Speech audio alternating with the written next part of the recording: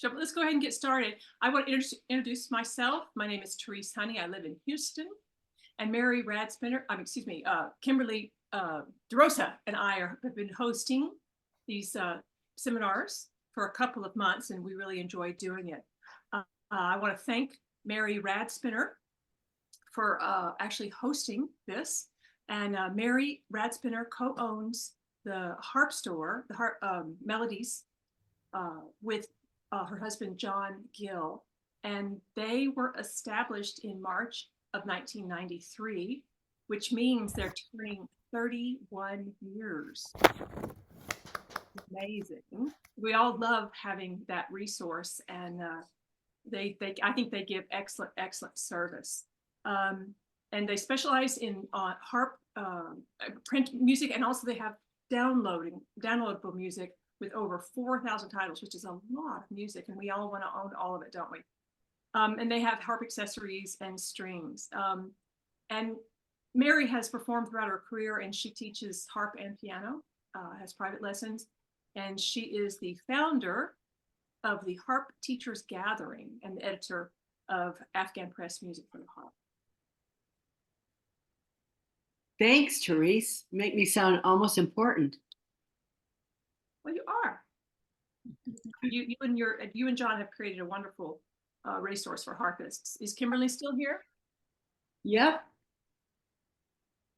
She's here. She's co-host. There she is. She froze again. Okay. All right. Then I'll go on with that. I'd like to introduce our specialist today. It's Charlotte Meisner, and she is a retired professor of music education at Lamar University in Beaumont. I'm retired now. Yeah, that's great.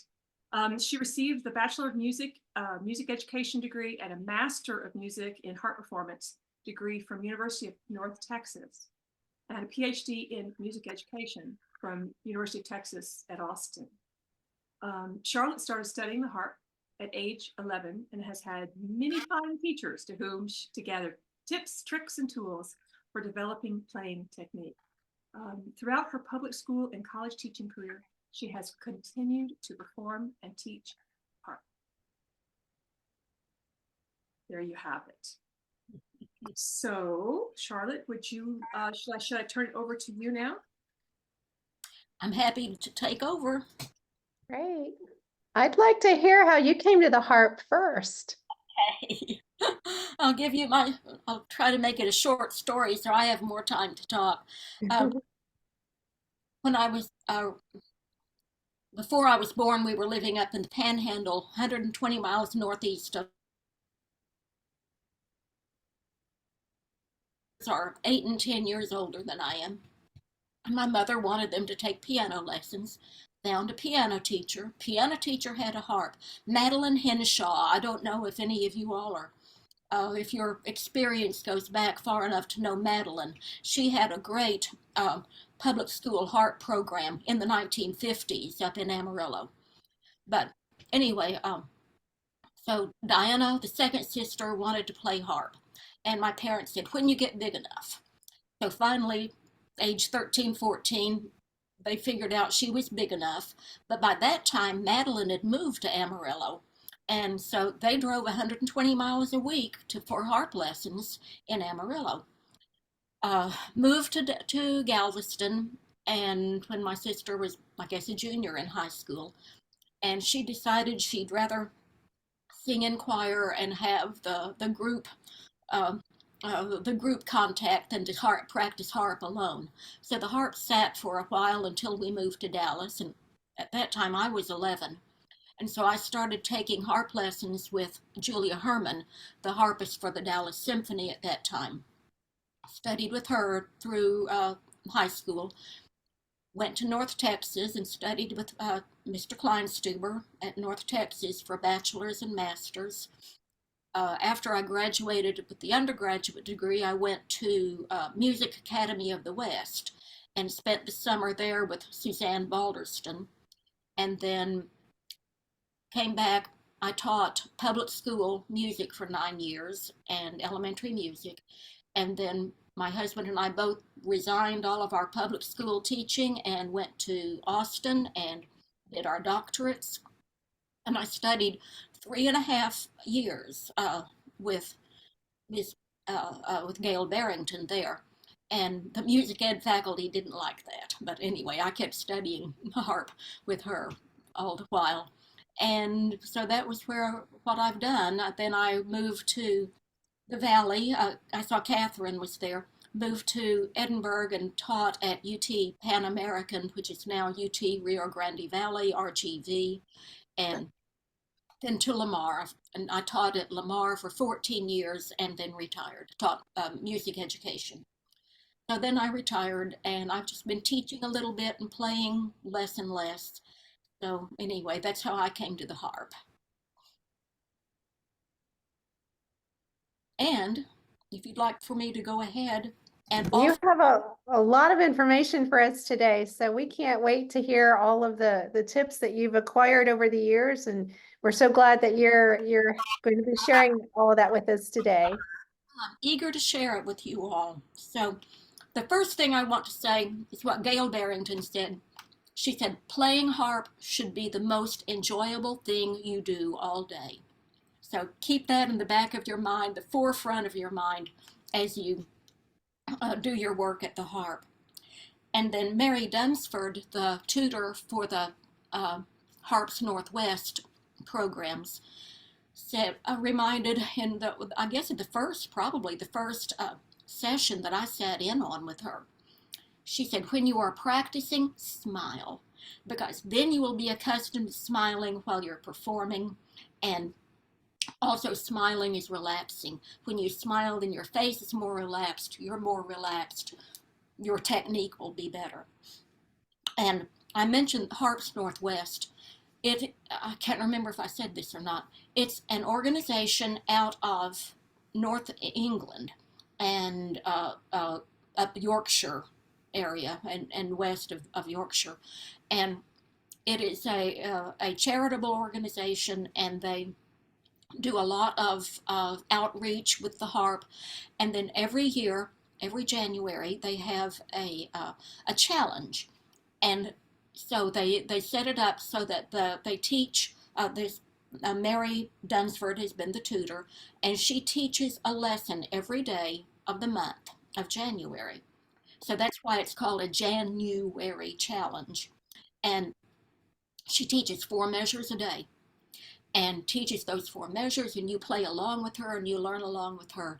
And the next day you learn 4 more measures. And then every 3 or 4 days there's kind of a day of consolidation where there is no new lesson.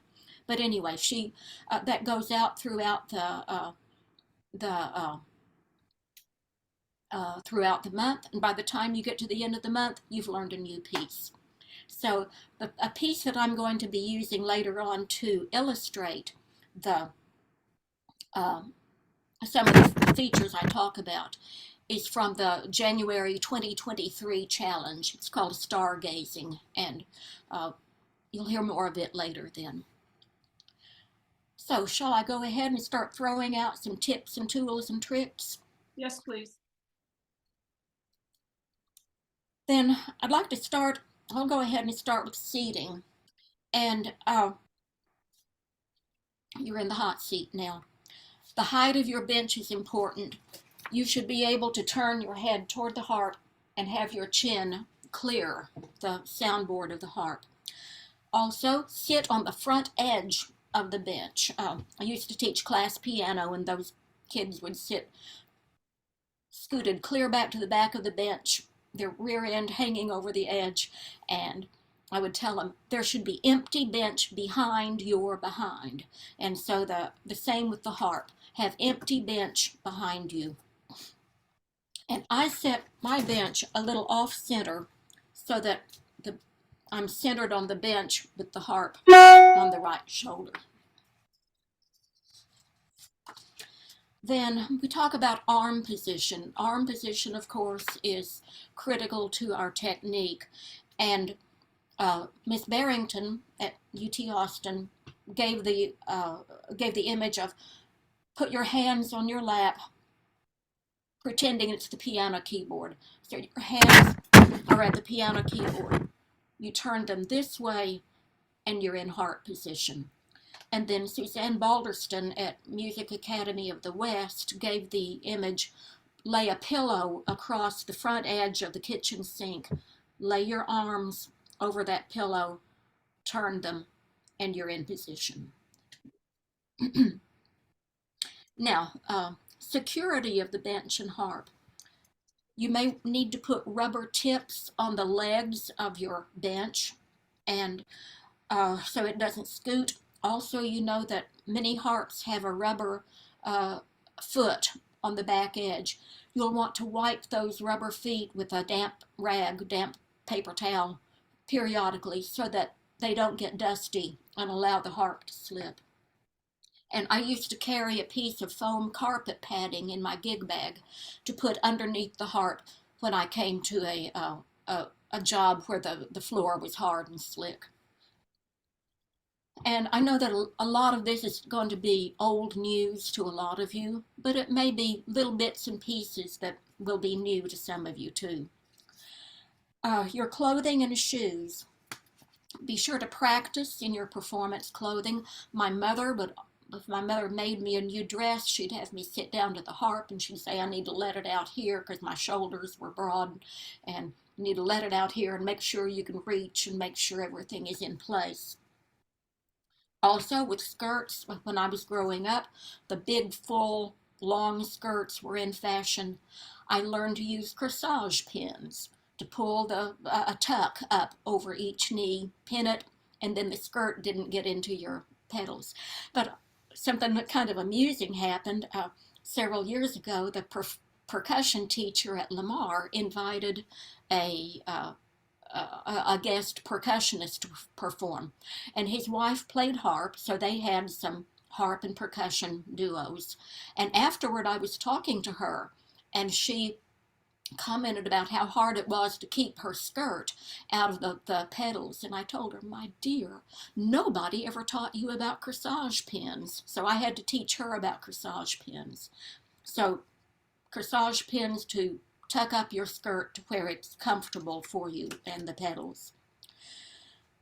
Hairstyle, of course, you want your hairstyle to be such that if you wear it updo, it doesn't fall apart and get in your face, and it doesn't get tangled in the action. Same with jewelry. Make sure your necklace or your earrings don't clatter on the soundboard. So choose those ahead of time.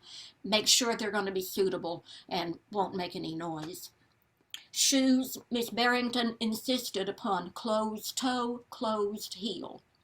But I've seen people play in clogs, old wooden clogs, Crocs, ballet shoes, but you really want a heel on your shoe when you go to play. And once again, I know this is not new news to a lot of you, but just maybe you reinforce what you do. Then, get to some stretches. I stretch before I go to play. Shoulder stretches, all kinds of shoulder stretches. I stretch hip stretches because I sit high, I'm short. And so I sit high, and my legs, I want my legs to be comfortable stretching out those inner tendons a little bit, because if I'm sitting high, then my legs can get uncomfortable. Hand stretches. Pamela Bruner, in her Play the Harp Beautifully books, has some hand stretches that she recommends. So check with your healthcare professional about stretches that might be suitable for you. Then we talk about warm-ups. Most of the time when a musician talks about warm-ups, they're talking about their scales and arpeggios.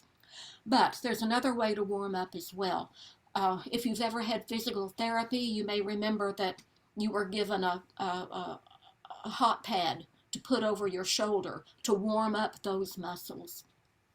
And the same goes for your hands. My husband does this, clarinetist. Husband would do this all the time. Before he went to practice, he'd put his hands in warm water. With harp, I recommend you put on your household gloves, your dishwashing gloves, so that you don't soak your calluses and make them soft if you put them in the warm water. And then after you're finished playing, then put them into cold water, and that will reduce the inflammation and swelling that may have occurred while you were practicing. So warming up your hands thermally. Now we can go to warming up at the harp. And I gave you on your handout there, oh, wait a minute, let me back up a little bit. I talked about softening the calluses and being sure to wear rubber gloves so your calluses don't get soft. Until you develop those calluses, you may tend to get blisters. And what I found was that using paper tape, the old micropore tape, and I would split it in, if it were a 1-inch roll, I'd split it just right down 1/2-inch pieces, and one long enough to make 3 wraps around whatever finger was getting blistered. And make sure you end the wrap on your fingernail to where it's not rubbing against the string, or it's not rubbing against an adjoining finger. But the micropore tape is great for relieving blisters. Now, warm-ups at the harp. I gave you a list of my favorite ones I've used, and I know that you can add many, many more to this list. At the top, of course, is the Grossi. And Melodies Mary Radsbiner carries the recent English translation, I was pleased to see. And it would be beginner to advanced level. Suzanne Balderston had a very basic warm-up book that might be useful to you. The old Betty Perrette First Harp book, also very basic, a limited number of exercises, but I thought it was useful. Then I mentioned a moment ago, Pamela Bruner, Play the Harp Beautifully. It also is very basic, especially in Volume 1. Each skill lesson starts with exercises, and then the pieces that follow focus on that skill and reinforce it. It includes something that we talked about on a gathering several months ago. Somebody was asking about fingering and how to learn how to make your decisions about fingering. So Pamela Bruner has a basic explanation about making decisions about fingering and how placing brackets and placements. So I think that is a very good source for starting to learn how to make decisions about fingering. She has practice tips in volumes 1 and 2 that are probably not new news to you, but they're right there, consolidated. They're very, very much in one place for you to review. She also has the hand stretches with photographs about how to do them. More warm-up sources, the Salzedo conditioning exercises. It's designated as beginners to advanced, but your beginners need to be able to use 4 fingers, and I don't think that's beginner myself. Lucille Lawrence and Salzedo have the method for the harp, advanced, beginner, and on up. I like the Pozzoli studies of medium difficulty, intermediate and up. Love the La Riviere, intermediate and up. The scale exercises, those scales that are in 3rds and 6ths, are just wonderful. I play them almost every time I sit down to the harp. I've used a little bit of Boxa. I don't know all the Boxa I should, but I do enjoy that. And then learned about the Bernard André Ferrandis in a harp gathering a while back. And I went ahead and bought a copy of it. It's a must-have for teaching playing skills. So all of that is kind of preliminary stuff. I'd like to get down to some practicing tips and tricks and tools for practicing. And the first one is divide and conquer. and you want to learn little bits at a time. Don't try to learn go through the whole piece over and over again trying to learn it. Break it down, divide and conquer. Gail Barrington said, practice in 20-minute segments. She was very domestic, and she said, you know, it takes your potatoes 20 minutes to boil. So put your potatoes on, go sit down and practice for 20 minutes, and go back and check on your potatoes. And just as soon as you get through checking on those potatoes, go back to practicing. Don't take another big break. And she also talked about, for my lessons, she knew I was in the music ed. She knew I was working on my dissertation. And she said, bring me 4 perfect measures for your lesson. 4 perfect measures will be an accomplishment. And I've used that same idea to tell my younger students, the high school, junior high and high school students, bring me a perfect cupcake. I'd rather have a perfect cupcake than a poorly made layer cake. Another bit about practicing from Julia Louise Herman. She taught me the importance of being able to start a passage at any measure, not just the beginning of the phrase, but start it anywhere. And, you know, your young students especially will have to start at the beginning of the phrase, or they may even have to start at the whole beginning of the piece. But teach them the importance of being able to start at any measure. And whittling that down even more, start at any beat of that measure. And another bit of information that I learned along the line, start learning from the back forward, from the last measures forward, measure by measure. My husband makes his little clarinet students start last measure plus 1, last measure plus 2, and just clear back to the beginning. That way you have the end of the piece learned as thoroughly as you have the beginning of the piece. And then Pamela Bruner has that principle in her practicing tips also. Now some tips and tricks for regarding tension and relaxation. We all carry tension in our bodies, and most people. I know I carry it in the jaw, and so I have to sometimes sit down and be aware that I practice with my mouth open so that I'm not clenching my jaw. I've heard of people who curl up their toes inside their shoes, and that tension spreads through the body. Read a research article one time that was studying how tension in the little finger of pianists affects their performance. Be aware if you have tension in your little finger, and I became aware, yes, harpists can have tension in their little finger too, so keep that little finger relaxed. Regarding relaxation again, and going back to Mary Dunsford, smile. Smile when you're performing, smile when you're practicing. Mr. Kleinstuber would sit while I was playing through a lesson. He would say, let, telling me to just let the fingers and the hands do what they need to do. Don't force them, don't tense them, just let it happen.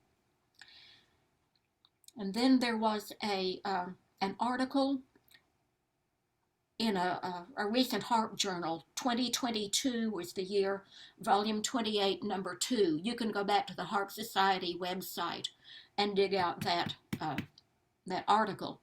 It discussed suppleness. Of course, suppleness implies calmness and implies relaxation. And they discussed it through the Grangiani method and the French method. And another article that I came across some time ago, a good long while ago, was written by Delane Fedson. She was a student of Gail's, and she taught at UT Austin and after Gail retired. She's since retired and gone to North Carolina, I can't remember where, North Carolina. So anyway, in this article, it really struck me. She said the language you use in giving instruction affects the way that people play. If you use abrupt, aggressive language, the students will play aggressively and abruptly. If you use calmer language, they will play in a more relaxed and calm fashion. And I used this concept with the elementary music ed students in my elementary music methods classes would teach games, and when they would go to teach games, circle games, people were supposed to have hands. They would say, grab your neighbor's hand. And you know, if you tell a third grader to grab something, the third grader really will. And so if you say grab hands, that's abrupt and that's aggressive. If you say grab the cord, that's abrupt and that's aggressive. If you say join hands, take hands, it's a much calmer action. If you say find the cord, or you can dream up any other terminology you want, but rather than grab, find another word. Now,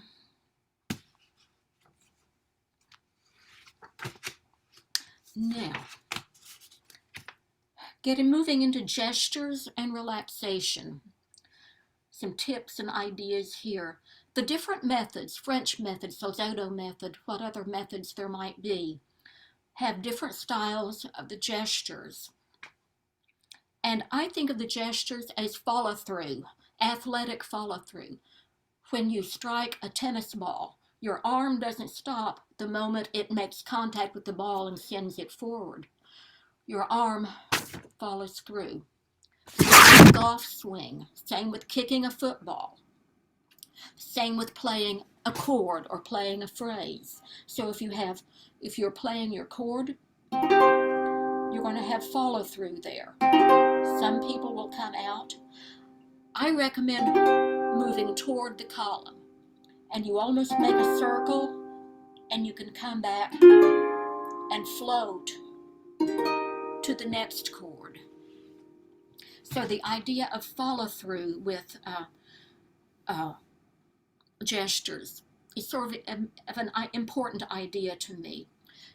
French method, studying with Julia Louise, she would teach drop the wrist and raise it. And Salzotto method, there are many times when you come out, you raise. So gestures are a means toward relaxation in your performance. Now, not so much related to what your hands are doing, but the idea of musicality is important as we think about our technique. Musicality is expressiveness and beauty in music, and we have to pay attention to the expressive controls, the tempo, the dynamics, articulations, tone quality. All of these add up to the expressiveness and the musicality in our performance. Gail talked about shaping the phrase, that you make dynamic changes that are not enough to draw in a hairpin or a pair of hairpins, but let's see.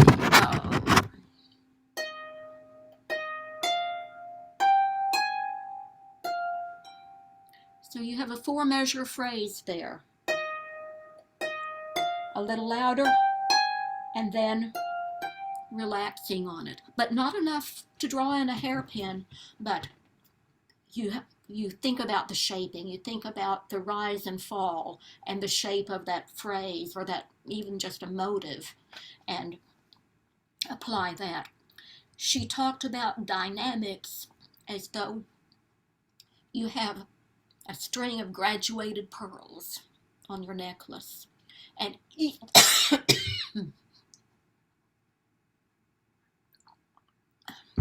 each note is just a tiny bit different in size from the next one.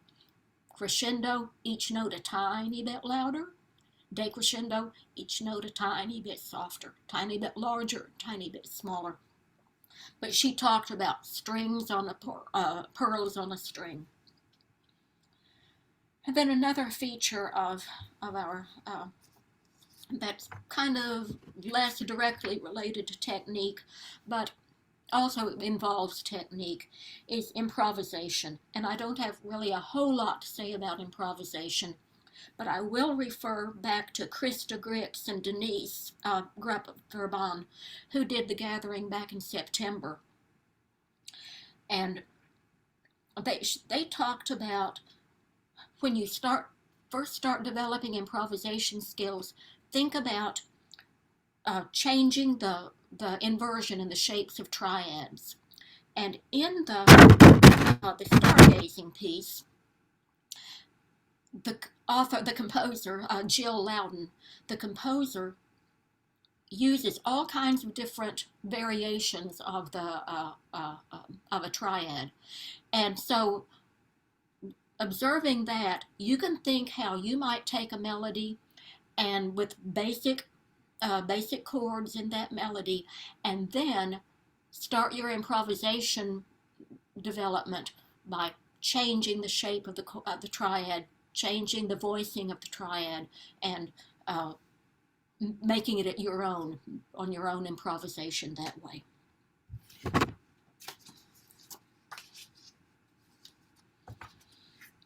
Now, a favorite topic, a favorite idea along the lines of technique, of course, is position. Something I think is so interesting about teaching is that you have to take into consideration the size and shape of your student's hand, the size and shape of their body, how they're strung together, and that will affect how you go to teach them their technique. From other teachers, I've learned the practicing techniques, practicing in action from other teachers. I learned the first time I learned anything about practicing in rhythm patterns was from Suzanne Balderston. I was just starting to learn the Ravel, and she had me play it with long, short, long, those opening arpeggios, just one by note, long, short, long, short, long, and then short, long, short, long, short, long, learning that arpeggio that way, or those arpeggios. And from the May gatherings, Robin Gordon Cartier was teaching the Little Fountain. You may remember that. And some of the tips that she used for practicing and learning also involved rhythm patterns. And she started out by saying to use the broken chords, to start out with your broken chords, which is how the little, this is not going to work because I'm in 3 flats.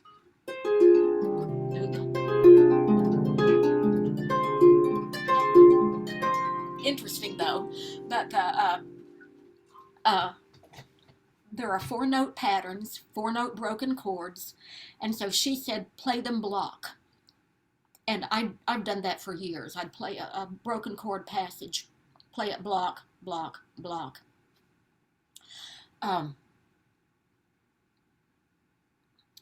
She said start out that way, and then use all different combinations of short and long.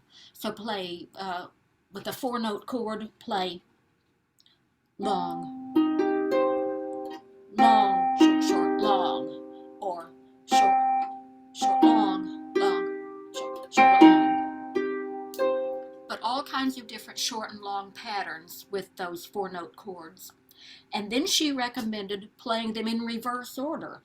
In the Little Fountain, the chords are descending. And then so she says practice them ascending. And so those are some ways that you can practice the details of your pieces. Then Suzanne Balderston said, taught me the idea of reaching the inner voices of the chord first, instead of starting at the bottom of the chord, but aim for the inner voices, and then the outside voices fall into place more easily. And then Gail, she taught the big C shape. So when you're playing, your thumb should point to the ceiling, your fingers point, well, sort of toward the board, and you keep that big gap in between your thumb and your two. First lesson I went into, I wanted to start learning the Mozart, and I played a little bit, and she looked at me and said, "I don't know how you're ever going to play that with your thumb doing what it's doing." So keeping that big C shape, keeping that arch, keeping that thumb arched is really critical. And also, I think I mentioned this earlier, to the follow through with a chord, close and follow through to the column.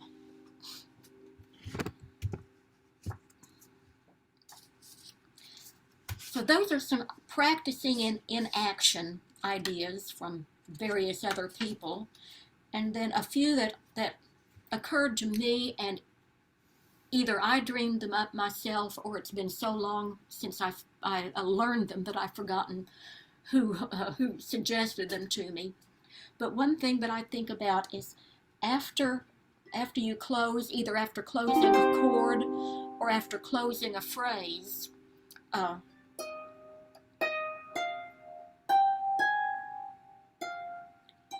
to float to the next note. This is from the beginning of the stargazing. Oop. Then float to your next note, or chords. Float to the next one. But the floating is the idea of floating is a more relaxing kind of terminology also. Something that I keep in mind is that when you play single notes, instead of just letting the finger set the string in action, to close as though you were playing a full 4-note chord. You get better resonance. You get better, the sound is prolonged better. I wrote something else. Okay, yeah, okay. And then in terms of your position, the arch shape. You may remember, if you took any art appreciation or other contact also, that in architecture, the arch, especially the peaked arch, is the strongest architectural structure. The same with our fingers. Our arched fingers are the strongest. And I see that with violinists, that their fingers are arched on the fingerboard. I see that with my husband at the clarinet.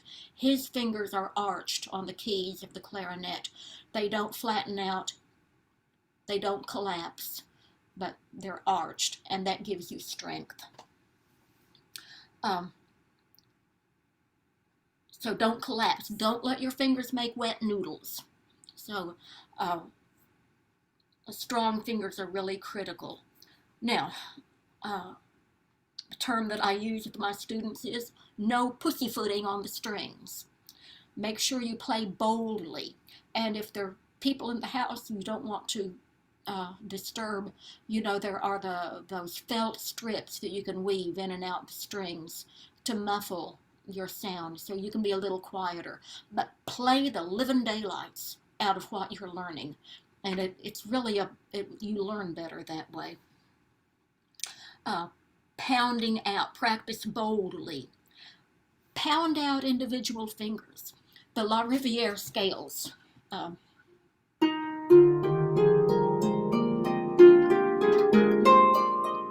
you can go through your scales and say, I'm going to pound out the 4 every time.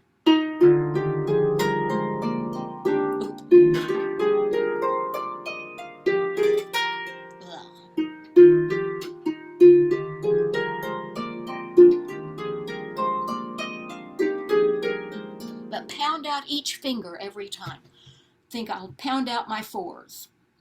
The next time through, pound out the 3s, 2 and thumb.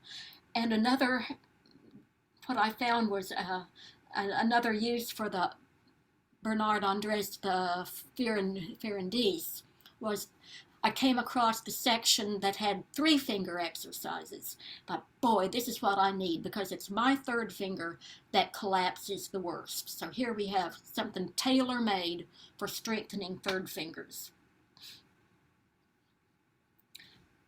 Now we place at the harp, and practicing placements is something that I've had to learn to do. One routine that I came up with was, if I'm trying to go from one chord to another, and this actually comes out of that Moorish Garden piece out of the Nancy Gustafson Magic Road. But there's one part where you have open 5th, chord, chord, chord, and being able to leap from there to there accurately took me a lot of practice. And so the way I practice is I just touch, and then as soon as possible, touch the next chord. Touch, touch, as fast as I can.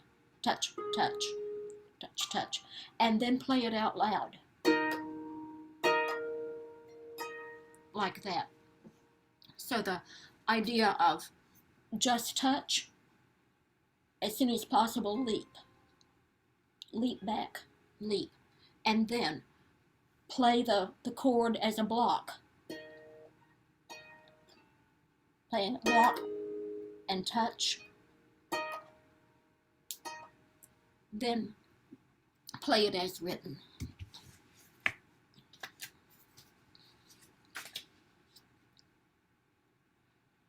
Now, I think what I was doing there is similar to what Krista and Denise, Krista Grix and Denise Bourbon, had talked about. They talked about looking for your destination, and I think looking for the destination can mean looking at it on your printed page or looking at it at the harp, and also visualizing it, mentally visualizing. That's what I started doing with this crazy little set in the Moorish Garden, was to visualize what the shape of the chord. They talked about also placing patterns from the top down, and Robin had talked about practicing the little fountain pattern. Well, they practiced it from the bottom up, opposite direction, but placing in the opposite direction.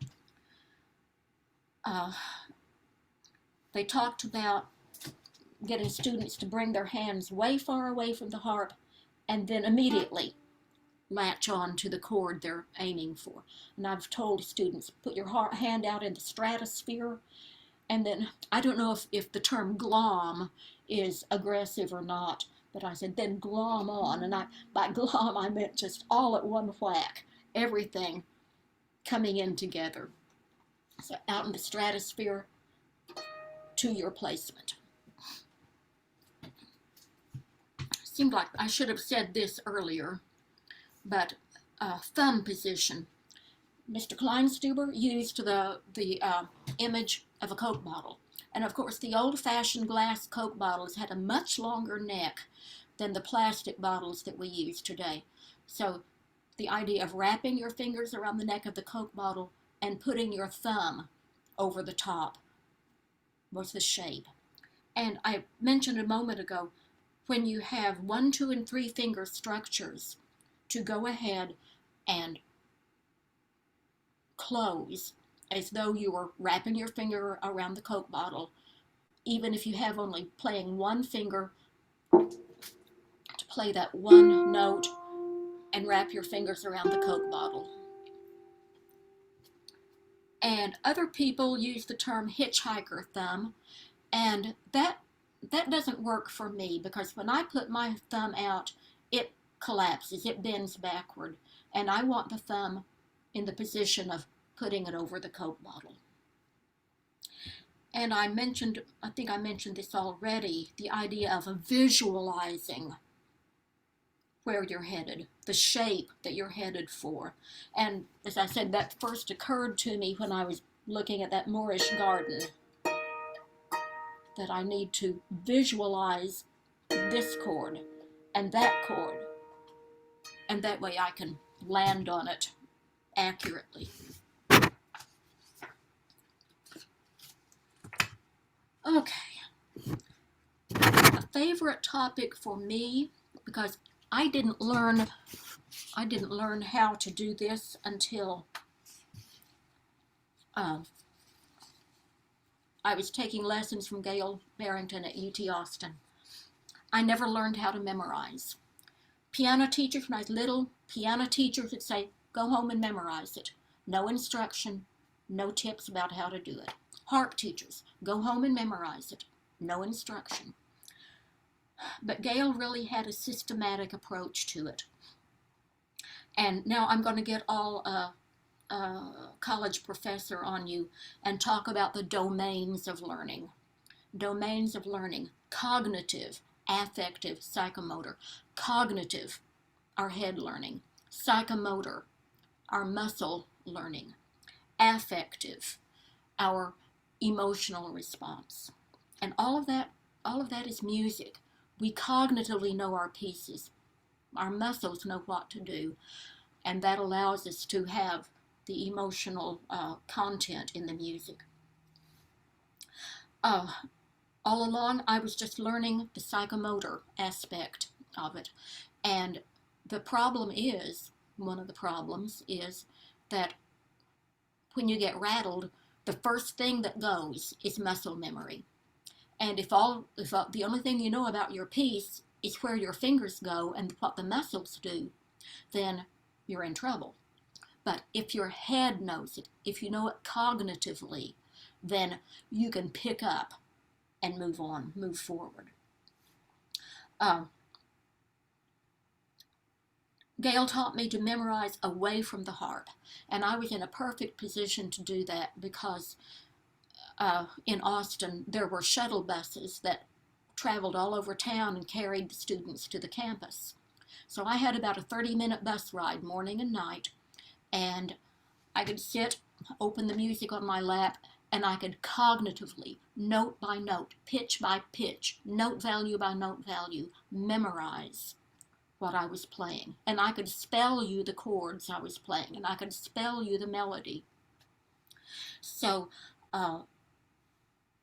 memorizing, I learned a systematic way to memorize. And another thing that Gail said about memorizing was to memorize the differences. When you have sections of music that have a lot of similarities, be sure to memorize the differences. And this is a little bit similar to what Denise and Krista said also. They used the phrase assigning meaning to content.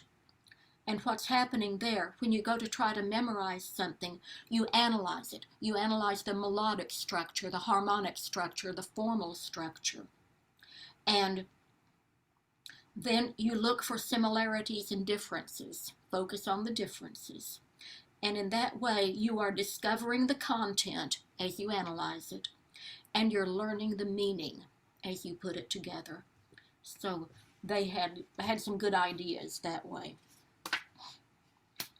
Now, we have three modalities of learning. Three domains of learning, those areas that we can be knowledgeable in: cognitive, affective, psychomotor. And we also have three modalities of learning, three ways we learn. We learn visually, we learn auditorily, and we learn physically, kinesthetically. And the kinesthetic, of course, is self-explanatory. That's our muscle memory. Now, visually, Suzanne Balderston there in California talked about mentally photographing the measure to where you have a visual image of it, an inside image. And that's similar to what I was talking about a minute ago, to visualize your next placement. If I have this chord and I need to go here, I will have a visual picture of B flat, E flat, B flat before I even move my hand there. So the visual is important. Auditory, we learn the melody, we learn the tune. Mr. Kleinstuber said to sing the melody. You're probably not going to solfege. You could if you took a notion to, but sing the melody on a neutral syllable, la la la, do do do, or just hum along the melody. And humming while you're playing or singing on a neutral syllable keeps your mind moving forward. Also, I've become aware that my fingers associate the mental image of the sound. I can hear an octave, see an octave, know that I have an octave on the page, and my hand will come to the shape of an octave. So your mental images are important there.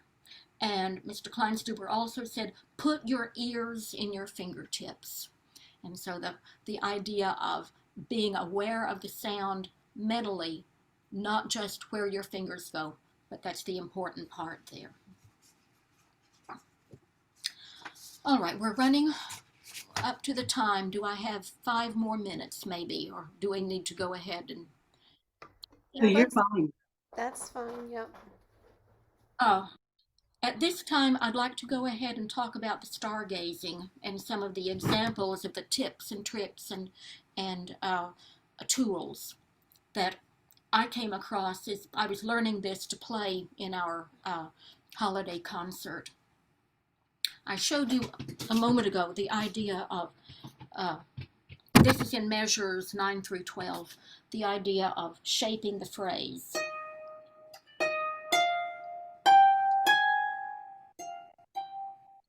You have a little bit of dynamic difference, and also you're physically. I think of it as putting body English on your playing. Measures 25 through 28 have some lovely broken chords, which are an excellent opportunity to keep that thumb. I talked about Coke bottle thumb. Keep that thumb. And there you get the good sound that you want, keeping that thumb arched. Then also on 25 through 28, the left hand has a melody, and you can shape that phrase as well as you go along. Measures 29 through 32.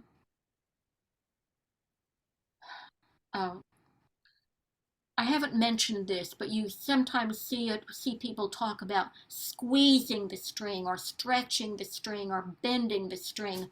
It goes back to not pussyfooting on the string, but you need to get some power behind it so you have resonance. And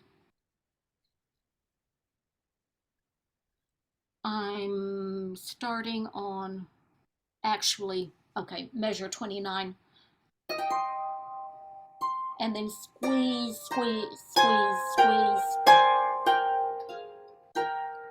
To squeeze it so that you're getting resonance where it would really be quite choppy.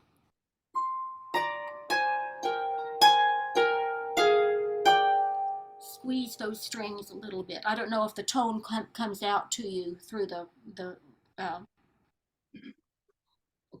auditory, through the sound or not, but the idea of squeezing the strings for more resonance is important.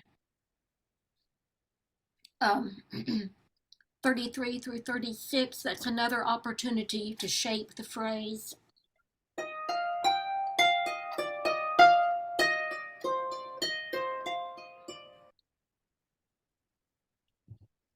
Through the subtle dynamic changes.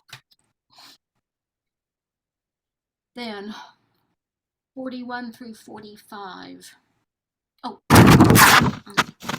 Change pages.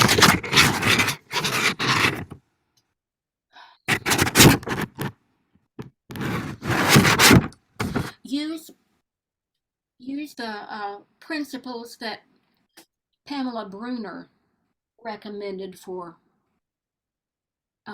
placement. Because sometimes you'll say, well, there are three notes in a row. I have an E flat D C right in a row. What about playing, or even E flat D C G? What about playing them 1, 2, 3, 4? But I think you get a better sense of direction if you play 1, 2, then pass your thumb over.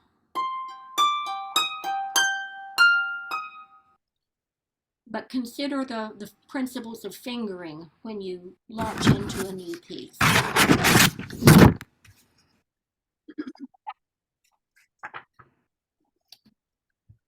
Then page 65, or not page, but measure 6571. In the left-hand arpeggios, I place the thumb high, and then I'm going to pass under. So thumb high, pivot on that thumb, and that way you can keep the big C shape. Lots of room for the thumb to operate. And that goes on for several repeats there. Then page 70 or measure 70 and 71. I think listening for the skips, there's some notes that go stepwise and some have skips. And when I can listen for those skips, I think I get more accurate with my fingering. Oop. Not that time.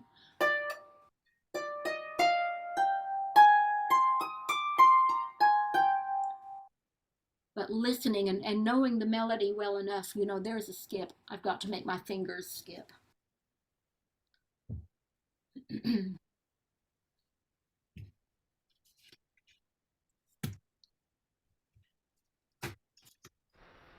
Charlotte, would you play a little bit of this piece so we can just have an idea of what it sounds like? It doesn't have to be the whole thing, but just to get an idea of the piece itself and maybe have in mind, you know, which students it might work well with. Okay, I'm starting at the beginning. I'll play maybe to up to the 24 in the harp 1 and harp 2 are in unison up to measure 24.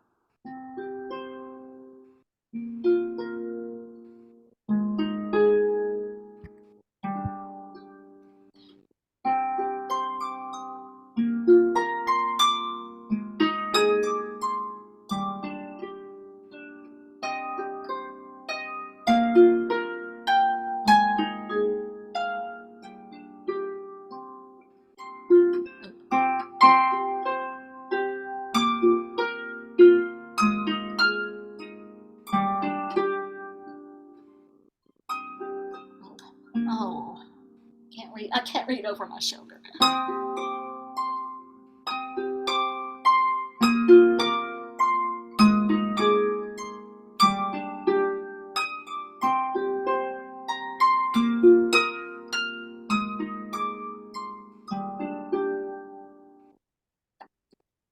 Thank you. Thank you. And I do have that link for that to get this piece. It is in the chat for anybody who's interested in that.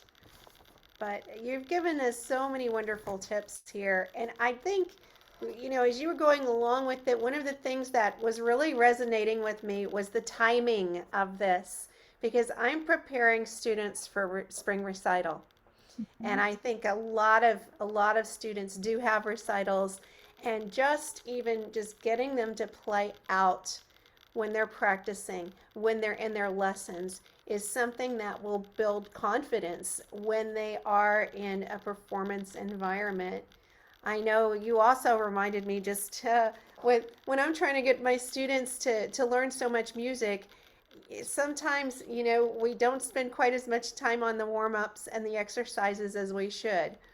And I think coming back to that and just really working with that.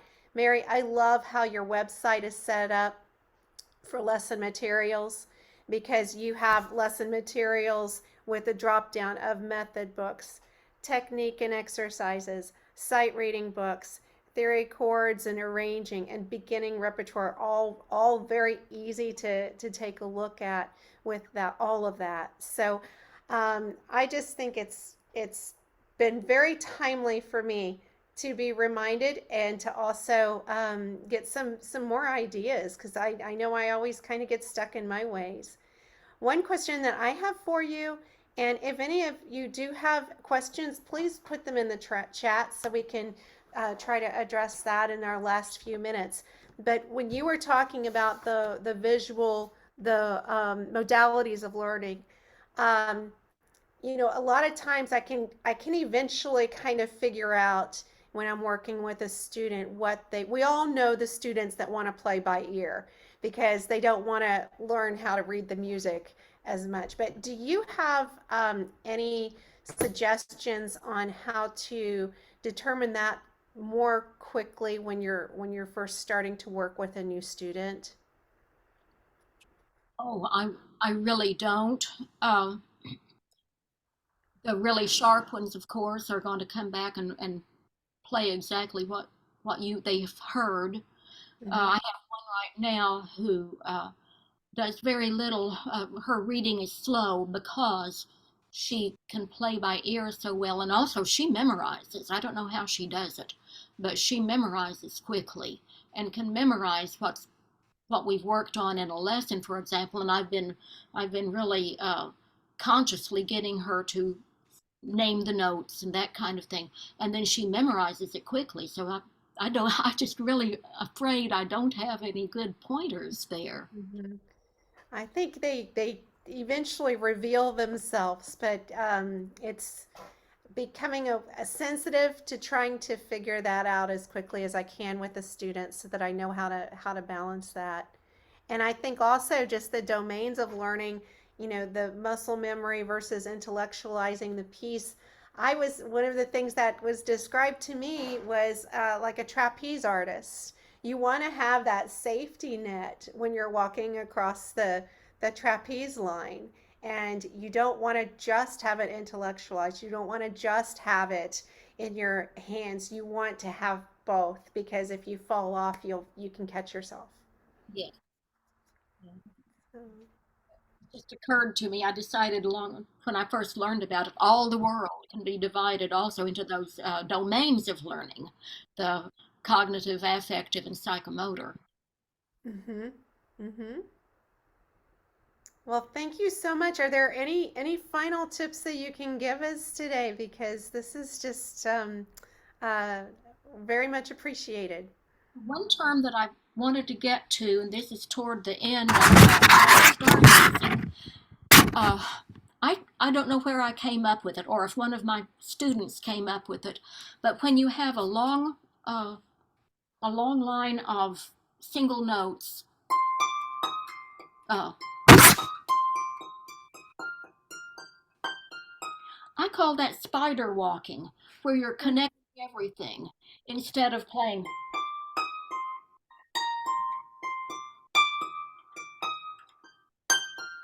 But I call it spider walking to connect note by note, and you come away at a long note value, and you go back in and you connect everything, and you have to use your principles of um, placement and connection, like as Pamela Bruner describes.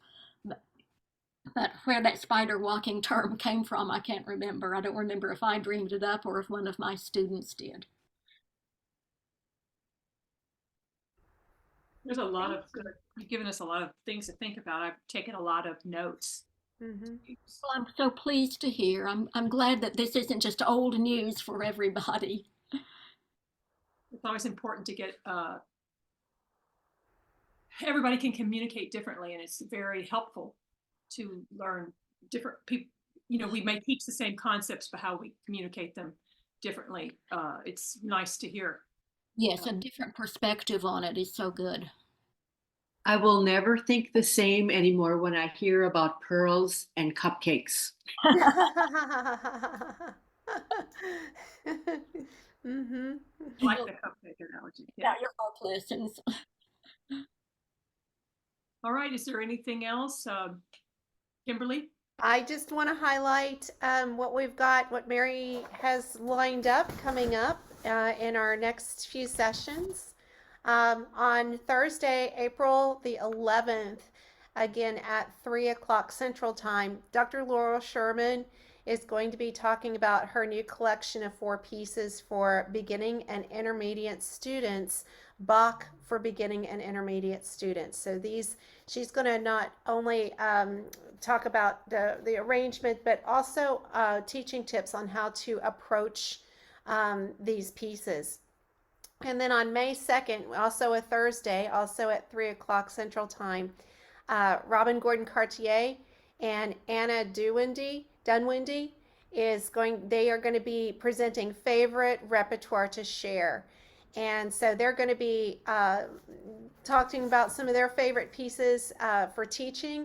And again, not just the pieces, but some approaches.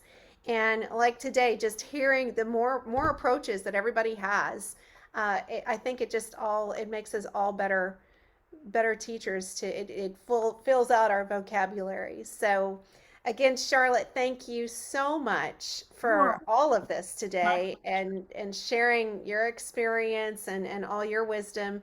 And Mary, certainly for sponsoring and organizing this for us to be able to have this community. Okay. Thank you, Kimberly and Teresa. I appreciate your help, especially Kimberly. We did some tech checks earlier, so my pleasure, my pleasure. Thank you all so much for joining us, and we will see you hopefully on April the 11th. Have a great day. Have a great afternoon.